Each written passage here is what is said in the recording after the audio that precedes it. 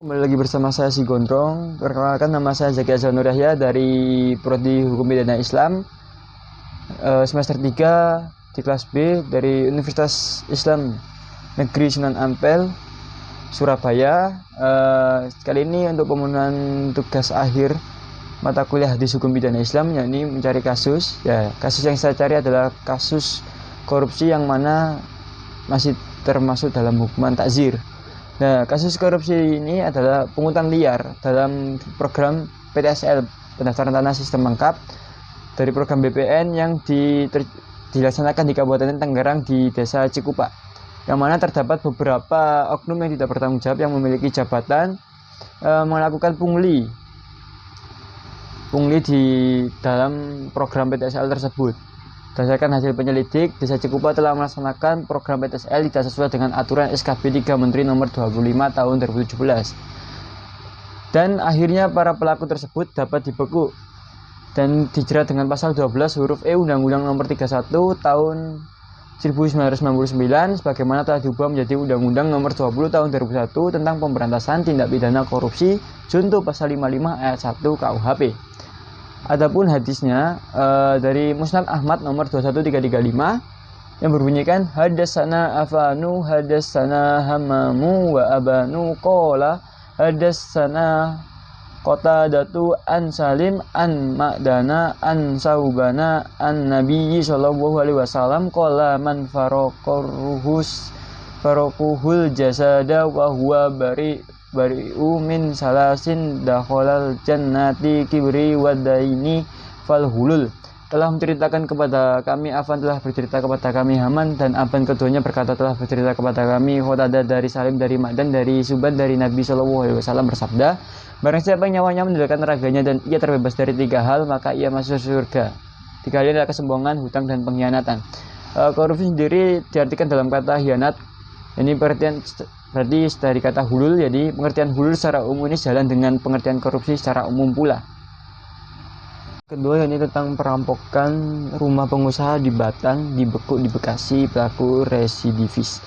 Yang mana pelaku ada 4 orang pelaku yang melakukan tindak pidana tersebut yang dilaksanakan di Semarang.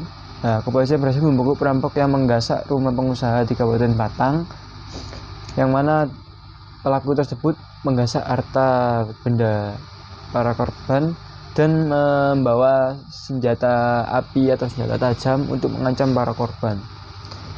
Yang mana kronologi peristiwanya perampokan tersebut yaitu terjadi pada tanggal 22 Desember 2022 sekitar jam 11 malam. Saat itu komplotan pelaku menghampiri rumah korban di Dukuh Gerdu RT 14 RW 1 Desa Kluweh Kecamatan Bandar Kabupaten Batang. Mereka memaksa masuk dengan mendobrak pintu menggunakan kayu. Otomatis ini sudah menjadi perampokan, bukan lagi pencurian karena dilaksanakan dengan secara terbuka. Setelah dapat dibekuk oleh kepolisian, para pelaku tersebut dapat diberikan hukuman, yaitu 12 tahun penjara dengan jeretan pasal 365 KUHP. Selain itu juga ada undang-undang darurat karena membawa senjata api dengan ancaman 20 tahun penjara. Dalam hukum Islam sendiri itu dikenal dengan kata hirobah, yang mana hirobah sendiri ini juga tidak diperbolehkan dalam agama Islam.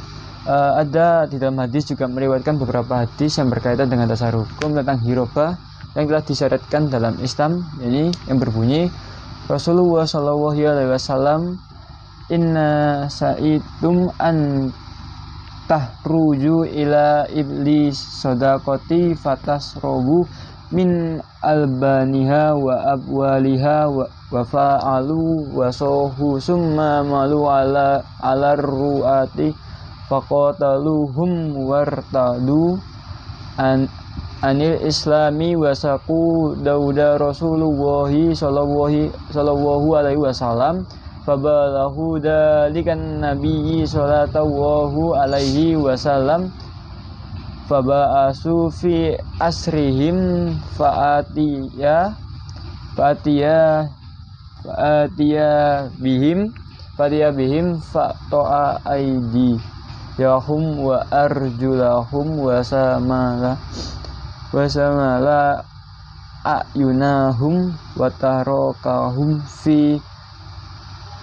fil horoti hatta matu. Yang mana Rasulullah SAW bersabda kepada mereka, jika kalian mau berobat sebaiknya kalian menuju ke suatu tempat yang di sana terdapat beberapa ekor unta yang berasal dari sedekah. Kalian dapat meminum air susu dan air seninya. Mereka melakukan apa yang diperintahkan Nabi dan mereka pun sembuh. Setelah itu mereka mendatangi orang-orang yang mengembalakannya lalu membantai para pengembala. Mereka kemudian murtad dan merampok beberapa ekor unta milik Rasulullah SAW.